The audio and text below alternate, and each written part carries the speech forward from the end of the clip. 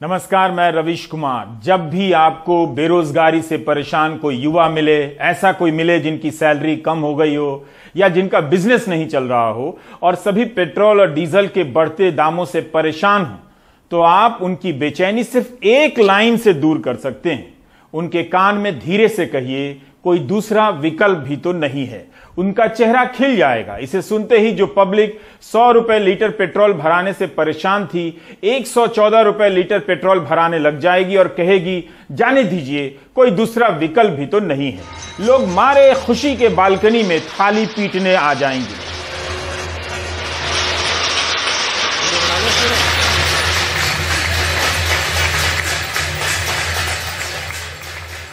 आखिर भारत की गरीब निम्न मध्यम वर्गीय जनता ने 114 से 119 रुपए लीटर पेट्रोल भराकर इस बात को साबित किया है कि अगर कोई दूसरा विकल्प ना हो तो वह 200 रुपए लीटर पेट्रोल आराम से खरीद सकती है। इतनी समझदार जनता को मंत्री भी वही बात समझा रहे हैं कि पेट्रोल और डीजल पर टैक्स इसलिए अधिक है क्योंकि मुफ्त वैक्सीन दिया जा रहा है, मुफ्त अनाज दिया जा रहा है।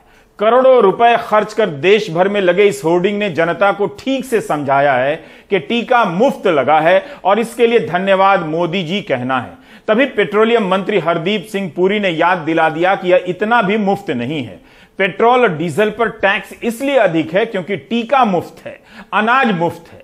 6 महीने के दौरान हुए पेट्रोल, डीजल, रसोई गैस, सरसों तेल के दाम और अन्य चीजों की महंगाई का खर्चा जोड़िए। आपसे कह रहा हूं, पता चलेगा कि आपने कई हजार रुपए इसके नाम पर सरकार को दे दिए, जबकि 500,000 का टीका लगा लेते तो वो सस्ता पड़ता। Now, I'm not the finance minister, therefore I don't think that's an appropriate answer for me to give. But all I can tell you, and because it's relevant here, that the 32 rupees a litre that we collect provides us the ability to provide all these welfare services, including 1 billion vaccine. मतलब गरीब की ऊपर वाली जेब से 100 रुपया निकालकर नीचे वाली जेब में 10 रुपया डालकर सरकार कह रही है हम उनका कल्याण कर रहे हैं।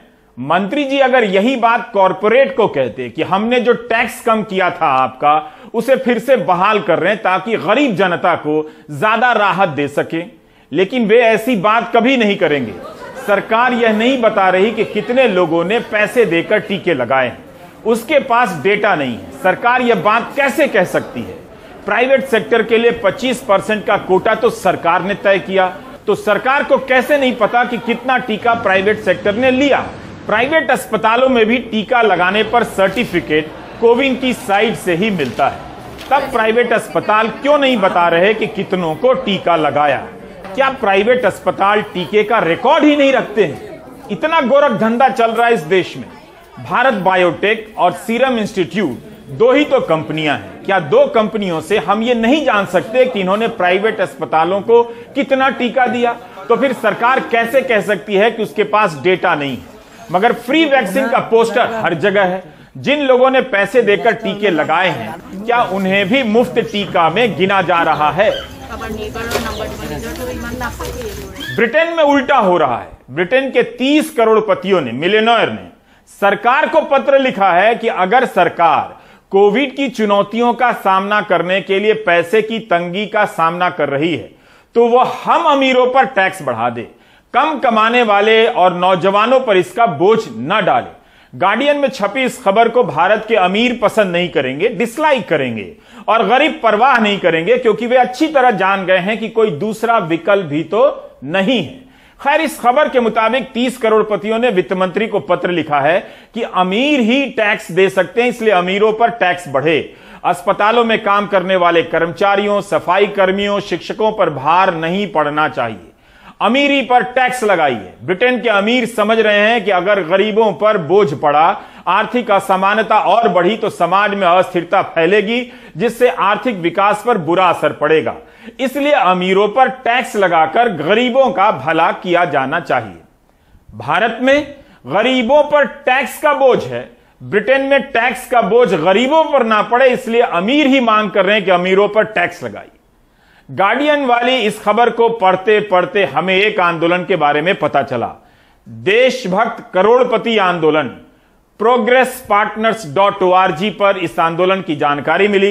इसमें कॉरपोरेट से ही जुड़े लोग हैं जो मानते हैं कि जब तक पैसा आम लोगों के हाथ में नहीं पहुंचेगा, अर्थव्यवस्था को गति नहीं मिलेगी। लोगों को गरीब बनाकर अर्थव्यवस्था नहीं चल सकती। इस वेबसाइट पर लिखा है कि हम इस बात को गलत मानते हैं कि अमीर व्यक्ति और कॉरपोरेट टैक्स से बचने के लिए अपनी पूंजी बाहर के देशों में बेनामी तरीके से रखते हैं। इस कारण खरबों डॉलर दूसरे देशों में जमा हैं और असमानता बढ़ती जा रही है। भारत के भी अमीर टैक्स बचाने के लिए भारत से बाहर पैसा भेज रहे हैं, जिसके बारे में कई दिनों से इंडियन एक्सप्रेस में खबरें छप रही हैं। अच्छा है कि हिंदी अखबारों और चैनलों के जरिए आप ऐसी खबरों को नहीं पढ़ते हैं, वरना आपकी इस खुशी पर पानी फिर जाएगा कि एक तरफ आप टैक्स के कारण गरीब हुए जा रहे हैं, दूसरी तरफ देशभक्त अमीर लोग टैक्स बचाकर बाहर पैसा भेज रहे हैं ताकि वे और अमीर हो जाएं। इंडियन एक्सप्रेस की रिपोर्ट में 300 से अधिक भारतीयों के नाम हैं। टैक्स बचाने वाले नवरत्नों में भारत रत्न सचिन तेंदुलकर भी हैं। ये लोग भारत में नहीं, बलीज में पैसा रखते हैं। बलीज केन्ने है, गूगलवा में खोज लीजिएगा। भारत में ऐसी खबर पर कोई हलचल नहीं, जबकि ब्रिटेन के अमीर ही इस पर्दाफाश का हवाला दे रहे हैं और सरकार को चिट्ठी लिख रहे हैं कि टैक्स बचाने के लिए बाहर के देशों में इतना पैसा रखना गलत है, इससे जनता और गरीब होगी। अर्थव्यवस्था में दो तरह के टैक्स होते हैं, एक तो प्रत्यक्ष कर होता है और एक अप्रत्यक्ष कर होता है। प्रत्यक्ष कर तो बहुत ज्यादा लोग नहीं देते हैं। अभी जैसे प्रधानमंत्री ने कहा कि सिर्फ जो 1.5 करोड़ लोग हैं जो प्रत्यक्ष कर के दायरे में आते हैं, और टैक्स रिटर्न फाइल करने वाले हो सकता है 5 करोड़ हो, पर जो इफेक्टिव टैक्स देने वाले हैं वो तो 1.5 करोड़ ही हैं। वो ज्यादातर अमीर होते हैं और अपर मिडिल क्लास के होते हैं। मिडिल क्लास का जो होता है उसके ऊपर बोझ पड़ता है अप्रत्यक्ष कर का। तो जो पेट्रोलियम के पदार्थ हैं उन पे जो टैक्स पड़ रहा है इस समय, एक्साइज ड्यूटी है, वैट है, वो ज्यादातर जो है वो गरीब आदमी और मिडिल क्लास का पे कर रहा है। तो हमको अपने प्रत्यक्ष कर बढ़ा देने चाहिए और अप्रत्यक्ष कर हैं वो कम कर देने चाहिए। और जो आपने बात बताई कि जो ब्रिटेन के अमीर हैं, ये बात तो पिछले 8 साल से चल रही है। अमेरिका में जो बहुत ही अति अमीर लोग हैं, जैसे कि वॉरेन बुफे हैं, जॉर्ज सोरोस वगैरह हैं, वो कह रहे हैं कि अगर कैपिटलिज्म को सरवाइव करना है तो फिर कैपिटलिज्म में जो अमीर को जो टैक्स पे करना चाहिए। और क्योंकि उन्होंने बताया कि जो उनकी सेक्रेटरी है उसका जो टैक्स रेट है वो उनके टैक्स रेट से ज्यादा है, क्योंकि अमीर को तो बहुत सारे कंसेशन मिल जाते हैं, डिडक्शन मिल जाते हैं, तो उससे वो ज्यादा टैक्स नहीं पे करते। तो ये बात पिछले 8 साल से चल रही है, जिसको जर्मनी के अमीर ने, फ्रांस के अमीर ने, इटली के अमीर ने और अब ब्रिटेन के अमीर ने इसको सपोर्ट किया है। लेकिन हमने देखा कि हमारे देश में ये बात नहीं हो रही है। हमारे यहाँ जो अप्रत्यक्ष कर है उसी पे हम ज्यादा निर्भर हैं, और उसका बोझ तो जो गरीब आदमी है और जो मिडिल क्लास है उसके ऊपर पड़ता है। गरीबों की जेब से पैसे निकालकर गरीबी दूर करने का यह जादू वाकई कमाल का है, दूसरा कोई विकल्प भी तो नहीं है। इसलिए भारत की जनता को बधाई दी जानी चाहिए, क्योंकि कोई दूसरा विकल्प भी तो नहीं है। अब आते हैं आर्यन खान की खबर पर। इस खबर के बहाने नौकरशाही के भीतर के कंकाल जिस तरह से बाहर आ रहे हैं, उससे आपको चिंतित होने की जरूरत है। चूंकि कोई दूसरा विकल्प भी नहीं है, इसलिए आप इस प्रसंग को भूल गए होंगे जब सीबीआई के दफ्तर को दिल्ली पुलिस से घेरवाया गया था और देर रात नए निदेशक को कुर्सी पर बिठाया गया। तब सीबीआई के 2 बड़े अफसर एक दूसरे पर भ्रष्टाचार के आरोप लगा रहे थे, एक दूसरे को गिरफ्तार करवाने पर आमादा हो गए थे। दोनों ही किसी के करीबी थे, लेकिन आपस में दुश्मनी हो गई, ठीक उसी तरह जैसे फिल्मों में लूट के माल को लेकर गैंग में झगड़ा हो जाता है। सुशांत सिंह राजपूत के प्रसंग में भी देश की संस्थाएं अपने राजनीतिक आका के लिए आपस में झगड़ती नजर आईं। मुंबई पुलिस डाल तो बिहार पुलिस पात। मुंबई पुलिस के कमिश्नर रहे परमवीर सिंह कहां हैं किसी को पता नहीं। किसी के जरिए कोर्ट से कहलवा दिया है हलफनामा देकर कि वे अदालत की कार्रवाई के लिए निजी तौर पर हाजिर नहीं होंगे। जांच आयोग के सामने हाजिर होने के लिए उनके खिलाफ वारंट जारी हुआ है। क्या ऐसा ही कुछ आर्यन खान के मामले में हो रहा है? हर दिन कुछ नया आरोप आता है और यह मामला और संदिग्ध हो जाता है। नारकोटिक्स कंट्रोल ब्यूरो के निदेशक समीर वानखेड़े अफसर पर जिस तरह के आरोप लगे हैं उसमें राजनीति तो होगी ही, लेकिन अगर वे आरोप सही हैं तो कितना भयानक है कि फर्जी गवाहों को खड़ा कर किसी नौजवान की जिंदगी से खेला जा रहा है। हमारे सहयोगी सुनील सिंह अपनी रिपोर्ट में इसकी पड़ताल कर रहे हैं कि क्या आर्यन खान को फंसाया गया है। अभिनेता शाहरुख खान के बेटे आर्यन खान को गिरफ्तारी के बाद जब 3 अक्टूबर को पहली बार रिमांड के लिए मजिस्ट्रेट के पास लाया गया, तब एनसीबी ने सिर्फ 2 दिन की रिमांड मांगी थी। केस में तब तक एनडीपीएस कानून के तहत साजिश की धारा 29 भी नहीं लगी थी। इसी आधार पर मजिस्ट्रेट ने आर्यन खान के साथ अरबाज मर्चेंट और मुनमुन धमेचा को सिर्फ 1 दिन यानी 4 अक्टूबर तक एनसीबी रिमांड पर भेजा था। खास बात है कि आर्यन के वकील सतीश माने शिंदे ने भी आर्यन को 1 दिन की रिमांड का विरोध नहीं किया था। शायद उन्हें भी उम्मीद थी कि दूसरे दिन न्यायिक हिरासत मिलते ही जमानत मिल जाएगी और आर्यन जेल जाने से बच जाएंगे। अब सवाल यह है कि रात भर में ही ऐसा क्या खेल हुआ कि दूसरे दिन एनसीबी ने आरोप बढ़ा दिए। आर्यन और अन्य आरोपियों के खिलाफ साजिश की धारा 29 लग गई, जबकि आर्यन खान के पास से 1 ग्राम ड्रग्स भी बरामद नहीं हुआ था, न ही उसने ड्रग्स का सेवन किया था। बाकी आरोपियों में से भी वो अरबाज मर्चेंट के अलावा किसी और को जानता तक नहीं था, लेकिन एनसीबी ने उसके 2 से 3 साल पुराने व्हाट्सएप चैट के आधार पर उसे इंटरनेशनल ड्रग सिंडिकेट से जोड़ दिया और जांच के लिए 11 अक्टूबर तक हिरासत मांग ली।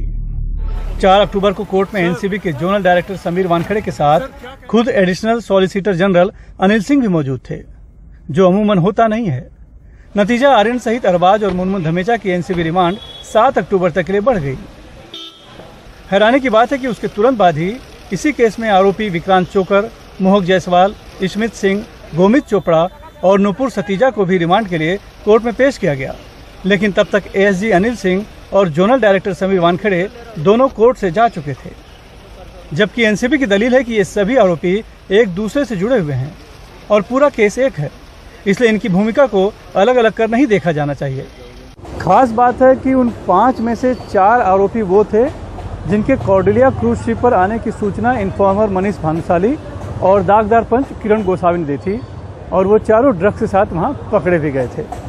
मतलब साफ है कि एनसीबी का पूरा जोर ड्रग कार्टेल्स के आरोपियों की बजाय आर्यन खान की रिमांड बढ़ाने पर दिखा, और जिसका नतीजा भी सामने आया कि पहले मजिस्ट्रेट कोर्ट और बाद में सेशंस कोर्ट ने आर्यन खान की जमानत अर्जी खारिज कर दी। इस बीच अपने दामाद समीर खान की गिरफ्तारी से आहत एनसीपी प्रवक्ता और ठाकरे सरकार में मंत्री नवाब मलिक ने 2 अक्टूबर को हिरासत में आर्यन खान के साथ सेल्फी लेने वाले शख्स किरण गोसावी की असली पहचान उजागर की और मामले में बीजेपी कार्यकर्ता मनीष भानुशाली के शामिल होने का खुलासा कर 6 अक्टूबर को हंगामा बर्पा कर दिया। मनीष भानुशाली दिल्ली में किससे मिल रहा था? मनीष भानुशाली गुजरात में किन मंत्रियों के साथ बैठा था? 28 तारीख तक मनीष भानुशाली गुजरात के मंत्रालय में क्या कर रहा था? 28 को फिर बंबई आता है, फिर 1 तारीख के दिन फिर गुजरात में मंत्रालय में जाकर राणा नाम के एक मंत्री है उनके साथ बैठक करता है, और 3 तारीख को छापेमारी में लोगों को गिरफ्तार करता है। ये सारे सवाल के जवाब हमें लगता है कि एनसीबी को देना पड़ेगा। एनसीबी ने प्रेस कॉन्फ्रेंस में सफाई दी कि 2 नहीं कुल 9 पंच थे और कानून में स्वतंत्र पंच का प्रावधान है, लेकिन क्या पंच को आरोपी को पकड़ने का अधिकार है? एनसीबी के पास इसका जवाब नहीं था। Small question you should take, sir. If anybody has any reservation, they are free to go to court, seek justice. We will reply to the court. No issues. Sir, but we just want a clarity about it, sir. That under which law, sir? So if you could give us a clarity, sir. Yes, sir. So how can a witness touch any accused, sir? Sir. अब उन्हीं 9 पंचों में से एक Prabhakar cell ने मामले में 25 करोड़ की डील का खुलासा कर समीर वानखेड़े को बैकफुट पर डाल दिया है। प्रभाकर उस दागदार पंच किरण गोसावी का बॉडीगार्ड है जो पुणे में दर्ज धोखाधड़ी के मामले में फरार है। प्रभाकर के मुताबिक 2 अक्टूबर की रात उसके बॉस किरण गोसावी, सैम डिसोजा और शाहरुख खान की मैनेजर पूजा ददलानी के बीच परेल में उस डील के लिए बातचीत हुई थी। किरण गोसावी आर्यन खान के साथ एक गाड़ी में बैठे, साथ में एनसीबी के अधिकारी भी थे। ये सभी एनसीबी दफ्तर पहुंचे। बाद में मैं चलते चलते एनसीबी के दफ्तर के नीचे जाके रुका। लगभग रात 12:45 के आसपास मुझे किरण गोसावी का फोन आया, जिसमें उन्होंने कहा कि समीर वानखेड़े ने तुम्हें बुलाया है, बतौर गवाह तुम्हें पंचनामा पर साइन करना है। मैं ऊपर गया 3री मंजिल पर और मुझसे एनसीबी के अधिकारी ने कहा कि तुम्हें यहाँ दस्तखत करना है। उस समय समीर वानखेड़े वहाँ आए और उन्होंने वहाँ कहा कि इनका साइन लो जल्दी जल्दी। तब उनके अधिकारियों ने कहा कि साहब ये ब्लैंक पेपर है। कम से कम 9 से 10 पेपर पर मुझसे साइन लिया। उन्होंने मुझसे आधार कार्ड मांगा। मैंने कहा कि आधार कार्ड नहीं है मेरे पास। इसलिए मैं तुम्हें वो व्हाट्सएप करता हूँ। उनके नंबर पे मैंने वो व्हाट्सएप किया। सर क्या कहेंगे एलिगेशन सर? एनसीबी के जोनल डायरेक्टर समीर वानखेड़े पर नवाब मलिक और भी कई आरोप लगा चुके हैं। उधर एनसीबी के जोनल डायरेक्टर समीर वानखेड़े अपने ऊपर लगे सभी आरोपों को बेबुनियाद बता रहे हैं। लॉकडाउन के टाइम पे ये जो आरोप लग रहे हैं बिल्कुल गलत आरोप है। आप भी देख सकते हैं कब गया है, हमारे हेडक्वार्टर्स ने एक प्रेस रिलीज भी इशू किया है, तो वो टाइम पे आप खुद वेरीफाई कर सकते हैं लॉकडाउन था नहीं। जैसा कि मैं कह रहा हूं कि इकोनॉमिक टिकट पे गया हूं मैं, और ज्यादा मैं एक्सप्लेनेशन इस पे देना भी नहीं चाहूंगा क्योंकि ये बहुत ही घटिया आरोप है।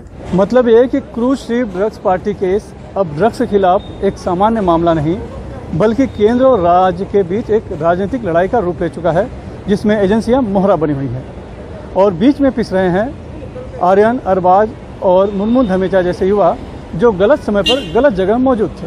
अभी मामले की जांच चल रही है और मुकदमे का फैसला आने के बाद ही कोई निर्दोष या दोषी साबित होता है। लेकिन इस मामले में जिस तरह साजिश की कड़ियां जोड़ी जा रही हैं और व्हाट्सएप चैट को एक कथित जुर्म का आधार बनाया जा रहा है, वो दुर्भाग्यपूर्ण है। एनसीबी का दावा है कि अब तक पकड़े गए सभी 20 आरोपी एक दूसरे से जुड़े हुए हैं और ड्रग्स सिंडिकेट का हिस्सा हैं, जबकि हकीकत कुछ और ही सामने आ रही है। सूत्रों के मुताबिक गिरफ्तार 20 आरोपियों में से 4 से 5 ही ऐसे हैं जिनके नाम इन्फॉर्मर किरण गोसावी ने एजेंसी को दिए थे। 3 अक्टूबर को गिरफ्तार दिखाए गए 8 में से 4 आरोपी मोहक जायसवाल, स्मित सिंह, गोमित चोपड़ा और नुपुर सतीजा उन 20 संदिग्ध लोगों में से हैं जिनके नाम किरण और मनीष ने दिए थे, जबकि गोपाल जी आनंद, समीर सहगल, मानव सिंघल और भास्कर अरोड़ा कॉर्डिलियर शिप पर पार्टी आयोजित करने वाली इवेंट कंपनी से जुड़े हैं। यहाँ तक कि जिस मुनमुन धमेचा को आर्यन और अरबाज के साथ गिरफ्तार कर पहले दिन कोर्ट में पेश किया गया, वो भी इसके पहले कभी आर्यन या अरबाज को नहीं जानती थी। आर्यन खान के वकील सतीश माने सिंधे कोर्ट में ये कह चुके हैं कि आर्यन को क्रूज शिप में निमंत्रित किया गया था। एनसीपी नेता नवाब मलिक की माने तो आर्यन को क्रूज शिप में बुलाने के लिए दबाव डालने वाले कोई और नहीं बल्कि प्रतीक गाबा, ऋषभ सचदेव और आमिर फर्नीचर वाला थे। 2 अक्टूबर की रात में आर्यन और अरबाज के साथ इन तीनों को भी संदेह के आधार पर टर्मिनल से एनसीबी दफ्तर लाया गया था, लेकिन फिर छोड़ दिया गया। सवाल है, अगर वो 3 इस साजिश का हिस्सा नहीं थे तो अरबाज और आर्यन कैसे हो सकते हैं? सवाल यह भी है कि जब इन 5 का नाम इन्फॉर्मर की संदिग्ध लिस्ट में नहीं था तो फिर इनकी तलाशी क्यों ली गई? क्योंकि एनसीबी खुद कह चुकी है कि सूचना के मुताबिक वो 20 संदिग्धों की तलाश में गई थी। वैसे आर्यन और अरबाज के लीक हुए पंचनामे में लिखा गया है कि अरबाज के हाव भाव पर शक होने की वजह से उसकी जांच की गई। उसके जूते से 5 ग्राम चरस मिलने के बाद आर्यन की भी तलाशी ली गई। आर्यन के पास ड्रग्स तो नहीं मिला, लेकिन उसके व्हाट्सएप चैट में ड्रग्स से जुड़ी बातचीत मिली। एनसीबी के मुताबिक आर्यन के मोबाइल फोन से मिले ड्रग्स से जुड़े व्हाट्सएप चैट उसके खिलाफ एक अहम सबूत है। हालांकि सुप्रीम कोर्ट पहले ही साफ कर चुका है कि सिर्फ चैट के आधार पर किसी को दोषी नहीं साबित किया जा सकता, उसके लिए कोरोबोरेटिव सबूत भी होने चाहिए। नहीं, व्हाट्सएप चैट सबूत के मामले में नहीं माना जाता है। हाँ, लेकिन उसको आप अगर एकदम कुछ स्ट्रॉन्ग चीज अगर रिकॉर्ड पे आ जाए, कोई फोटो, कोई सब्सटेंस, कोई एविडेंस अगर आ गया, then it can be considered. यहाँ पे मेयर चैट्स की बात हो रही है, ऐसा नहीं है कि कोई ड्रग्स का फोटो खींच कर किसी को भेजा हुआ है और बोल रहा है कि ये चाहिए क्या। ये अगर होता तो आज हम शायद इस चीज में रिप्रेजेंट नहीं कर रहे होते। वैसे धारा 67 के तहत दिया बयान भी अब सबूत नहीं माना जाता है जब तक कि उससे कोरोबोरेट करते हुए कोई और सबूत नहीं होते हैं। इस लिहाज से आर्यन ड्रग्स लेता है ये साबित करना भी एनसीबी के लिए मुश्किल होगा। इस बीच मामले में एक नया मोड़ आ गया है। एनसीबी का एक अहम गवाह और धोखाधड़ी के आरोप में फरार किरण गोसावी ने एनडीटीवी को बताया कि वो लखनऊ पुलिस के सामने समर्पण करने जा रहा है। गोसावी ने बताया कि जब से उसका नाम सामने आया है तब से उसे लगातार धमकियां मिल रही हैं और अपनी जान बचाने के लिए वो भागा भागा फिर रहा है। मुंबई से सुनील सिंह, एनडीटीवी इंडिया के लिए।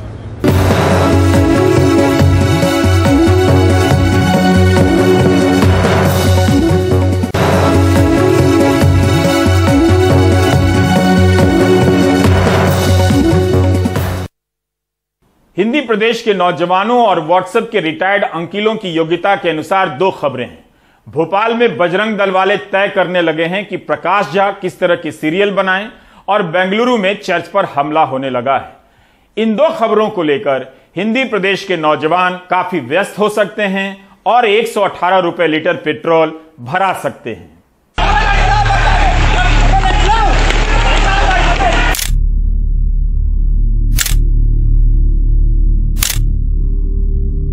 हिंदुओं की की आस्था के साथ खिलवाड़ बंद करो, बंद करो, बंद करो। भोपाल में पुरानी जेल में वेब सीरीज आश्रम 3 की शूटिंग के दौरान बजरंग दल के कार्यकर्ताओं ने तोड़फोड़ की। प्रकाश झा के साथ झूमाझटकी हुई। वैनिटी वैन समेत 5 गाड़ियों में भी तोड़फोड़ की गई। बाद में पुलिस ने हंगामा करने वालों को खदेड़ा। हंगामा करने वालों की मांग थी वेब सीरीज का नाम बदला जाए। भोपाल की धरती पर आकर के वो अपनी फिल्म बना लेगा। बजरंग दल चैलेंज करता है, इस फिल्म को बनने नहीं देंगे। अभी केवल प्रकाश झा का मुंह काला खड़ा है, भाभी देओल को ढूंढ रहा है। अपने भाई से सीखे कुछ। सोमवार सुबह शूटिंग जारी रही। पुलिसकर्मी पूरे रास्ते भर तैनात थे। हालांकि गृह मंत्री भी हुड़दंगियों के सुर में सुर मिलाते नजर आए। हमारी भावनाओं को आहत करने वाले दृश्य फिल्माते क्यों हो, और हिम्मत है तो किसी दूसरे धर्म की भावनाओं को आहत करने वाला कोई दृश्य क्यों नहीं फिल्माते हो। आश्रम वाले मामले में भी हम एक स्थायी गाइडलाइन जारी करने वाले हैं कि आपत्तिजनक अगर कोई सीन है या किसी धर्म की भावना को आहत करने वाले कोई सीन अगर आपकी स्टोरी में है तो पहले प्रशासन को वो स्टोरी दें और अनुमति लें, उसके बाद ही वो फिल्मांकन करें। क्यों आश्रम नाम, क्यों? और किसी दूसरे का रख के दिखाओ, समझ में आएगा फिर। कांग्रेस का आरोप है ऐसी घटनाएं सरकार के संरक्षण में हो रही हैं। सरकार के संरक्षण में तो हो रहा है, नहीं तो किसकी हिम्मत है कि क्रू मेंबर को दौड़ा कर पीटे, निर्देशक पे शाही फेंक दे और पुलिस की मौजूदगी में करे, वाहनों में तोड़फोड़ कर दे। इस पूरे मामले में फिलहाल प्रकाश झा ने ना तो पुलिस में शिकायत की है, न ही मीडिया में अपना पक्ष रखा है। आश्रम के अभिनेता बॉबी देओल के पिता भाई सत्तारूढ़ दल के नेता हैं। खैर, सुटेबल बॉय को लेकर जो विवाद हुआ था उसके बाद मध्य प्रदेश सरकार ने दिशा निर्देश बनाने की बात कही थी। उसका क्या हुआ ये तो नहीं पता, लेकिन अब आश्रम के बाद वापस से ऐसी ही बात चल रही है, यानी सेंसर बोर्ड से पहले जिले के बाबू कहानी पर कैंची चलाएंगे। दुखद उन मंत्रियों का रवैया भी है जो अपने बयानों से किसी खास धर्म या संप्रदाय के नुमाइंदे नजर आते हैं, पूरे राज्य के नहीं। दुखद उन फिल्मकारों का रवैया भी है जो अपने फिल्मों के जरिए तो क्रांति की बात करते हैं, लेकिन अपने ऊपर हुए जुल्म की शिकायत तक दर्ज कराने नहीं आते। भोपाल से कैमरा पर्सन रिजवान खान के साथ अनुराग द्वारी, एनडीटीवी इंडिया।